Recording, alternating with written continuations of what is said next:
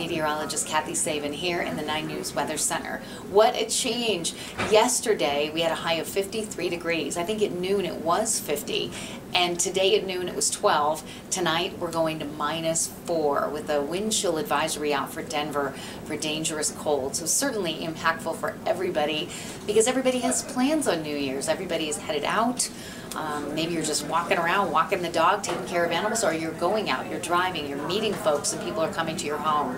The weather tonight will certainly impact that. So let me kind of give you an idea of what's going on.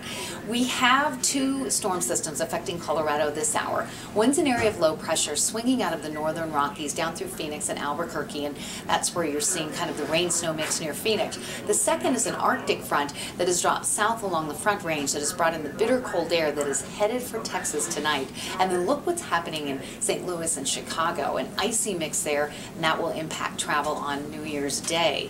Here in Colorado, we're seeing some of the heavier snow bands shift south of the metro, Denver down to Colorado Springs and Pueblo, but the trend will be for drier air coming in from north to south along the Front Range, and some of the models are really indicating that the snow will come to an end by 8, 9 o'clock tonight in the city, while it will continue south. The southern foothills, the southern mountains, where the winter weather and travel advisories remain in effect. Yesterday I had a forecast of 1 to 3 inches of snow for Denver, 3 to 6 for the foothills or suburbs west and south of Denver, and so far that has held pretty true. On Facebook, Twitter, and also Instagram, we're showing some of those snow report totals. You can also go to the National Weather Service website in Boulder, click on current hazards, and then in there are storm reports if you want just kind of a broader base idea of some of the storm totals across the area. So National Weather Service has a wonderful website there that will also kind of talk to you about why temperatures this cold are so dangerous. And when we have a wind chill advisory out like we do for Denver and the Front Range, the Eastern Plains, as you see there shaded in gray, that means we're expecting the feels like temperature on exposed skin to be maybe 20 below zero. And in that case, prolonged periods of exposure to skin, to the elements, can mean that frostbite can set up in about 30 to 40 minutes time. So pets indoors tonight. Livestock managers on the plains need to be mindful of the herds that are out over open terrain without a lot of shelter from the wind and the cold. The winter weather advisory for Denver canceled out at 5, and that's when the wind chill advisory took over, and we're seeing those advisories continue across the southern mountains. If you like to ski or snowboard, you are just in so much luck this week because those areas shaded in red, primarily Telluride, Silverton, these are areas that are looking at well over a foot of snow by midday tomorrow. Notice the area in orange, that's actually an avalanche advisory because conditions are so unstable from all of the heavy snow and the drastic temperature swings that we have seen. Winter weather advisories out for Montrose and Gunnison and down through Del Norte as we move through the overnight period as well. But this is the area we're really focusing on for the heavy snow and probably the worst of the travel late tonight. Temperatures single digits around the area this hour, and the wind chill values have been anywhere from -9 to -11. So very cold and only going to go colder tonight.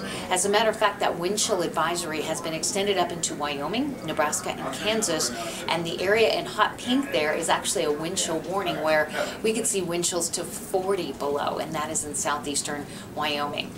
The gusty winds will also create some areas of blowing snow for a time out on the I-76 corridor and I-70 east of Akron and Lyman and out toward Ogallala and into Burlington and Colby. Here in downtown Denver, we expect the snow to be ending by 9, some clearing, but not enough to make a difference. It'll be bitter cold by 10, and by midnight will still be above 0 with temperatures falling to -4 overnight tonight. Tomorrow we do expect a nice day, a sunny day, and we do expect temperatures will be quite cold, and we'll have a high of 18, a low of -4. We have 30s on Wednesday, 40s on Thursday, and just ignore the lightning. Not really sure what's happening with the lightning bolt on New Year's Day. Maybe that's supposed to be a firework. I don't know. Mid-50s for Friday and for Saturday and for Sunday. So we're really looking at just kind of a nice warming trend. So you're probably all getting ready to go out, and if you guys have any questions, I would be more than happy to take any of those for you. And Anne wants to know about the snow on the eastern plains around the Brush area. okay, Anne was wondering in Brush about the snow on the eastern plains, and we've had snow amounts. I'd be curious what Anne would say is the report from her backyard, but we're expecting a little bit of additional accumulation in the next hour, and then the heavier bands are going to drop south. And the reports that I'm getting in from Brush have been in the 1 to 3 inch range, I believe. Again, the amounts over 3 inches have been basically south of Castle Rock and Pueblo and across the southern mountains. So the big story won't really be the snow in that area, which will be tapering off in the next 2 hours. It will be the bitter cold, because some of the coldest wind chill values will be found out around Akron and Brush and Sterling, Julesburg, and into the Burlington area later tonight. So just kind of dangerous to be outdoors for any length of time if you're not prepared. Thank you. Stephanie wants to know about the road conditions in Aurora. Oh, Stephanie from Aurora was asking about road conditions there. I know we had an accident alert last hour for the Broomfield area, and have not had a report of an accident alert in the Aurora area, but I know for a fact that because we've seen temperatures hovering around 9 degrees for the last hour or so, and then wind chill values to -10, we are seeing not only icy and snow-packed roadways, but we're also seeing the sidewalks very slick, and we don't expect that there will be any melting. I mean, we're going to go to -4 tonight, and our high temperature tomorrow will be only 18. So definitely, if you don't have to be out tonight, and everybody wants to be out tonight, don't. If you could just kind of hunker down at home, probably a better place to be, because it's just slippery. Even without a lot of snow on the roads, and a lot of the plows have been out and they've been doing their work, it's just slick. And people are driving way too fast. Everybody's in a hurry to get somewhere tonight. Of course, it's New Year's Eve. What about the commute to DIA tonight? Tonight? Driving out to DIA tonight, you need to allow for some extra time. We have not heard of airport delays due to the snow and wind, but they are de-icing, and conditions will continue to improve between now and 9 o'clock. Roads are slick though, so allow for some extra time, most definitely. But I haven't had any reports of any activity on Pena Boulevard, so that's good. Armando wants to know when the snow is going to stop. Armando's wondering about the snow ending, and it looks like in Denver we're already starting to see some drier air working in from the north. I think the heavier snow will be done by 9 or 10, and then we'll start to gradually clear out around midnight, and then all of the activity shifts southward. So in the next 2 hours, I think you'll see just some dramatic improvement. Thanks, Armando, for that question. Mayla wants to know how long it'll keep snowing in Thornton, and what are the temperatures out there? How long will it keep snowing in Thornton? Mm-hmm. Yeah, like I mentioned, I think for Thornton, since that's north of Denver, it'll probably be another hour, hour and a half. But by 9 o'clock for all areas from Thornton down to Denver into Parker, I think the snow will basically be done. And then what's on the ground will be staying on the ground. Our temperatures, though, as you know, have been kind of hovering in the single digits, which is where we find them now. And so I don't expect that we're going to see a lot of movement there. 7 in DIA, 9 in Denver, 9 in Broomfield, -1 in Netherland. But again, you factor in the wind, and it certainly does feel a lot colder on exposed skin. These are the numbers, the feels like numbers, we like to say. So with that wind chill advisory out, we could certainly see them go far colder yet tonight. Can you go over how much accumulation we got in the area today? As I mentioned, we had about 1 to 3 inches across the metro area, with 3 to 6 for the western and southern suburbs.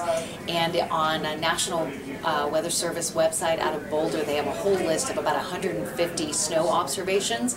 Also on my Twitter, at KathySaban9, or Facebook, we also posted some of those snow totals. But metro totals have been coming in around 2 inches, with again heavier amounts west and south. But this hasn't been a big snowstorm for us as much as it has been just this Arctic outbreak, and it's really going to affect much of the region for tomorrow. The heavy snow has really been in southwestern Colorado, where it continues tonight. Daniel wants to know when the snow is going to stop around Trinidad. Trinidad, you're probably going to see the snow continue well past midnight. The areas south of Colorado Springs and Pueblo will be dealing with snow into the wee hours of the morning. So yeah, I'm afraid that the worst of the weather and the worst of the travel will be Pueblo down to Trinidad, and then out across the southwestern mountains, where winter storm warnings remain in effect. There's been some report of wind and blowing snow out on the eastern plains as well. The winds are coming in out of the north, but beginning to shift and decrease a little bit as we move into the evening. That's all the questions we have now. Pardon? That's all the questions. Oh, great. Okay. Well, hey, you guys, thank you so very much. We will have Any updates that come in with temperatures, snow reports, wind chill, any of that, I'm going to post that on 9news.com. Of course, social media platforms as well. We're going to be back on the air tonight at 9 and 10. We'll have the latest for you. Just have the best New Year's Eve. Be safe. Make sure you're dressed for the elements. Make sure you have emergency supplies in your car if you break down and have to be outdoors for any length of time. Again, Denver under a wind chill advisory until 8 o'clock tomorrow morning for the potential for wind chills to 20 below. So have fun, be safe. It's going to be very cold. Our low tonight -4. We've got sunshine tomorrow for New Year's Day with a high of only 18, and then we're right back into the 40s and 50s for the rest of this week. So thank you all so much for spending part of your New Year's Eve with me. I'm meteorologist Kathy Sabin, and we'll see you later tonight on the networks of 9 News. Happy New Year's.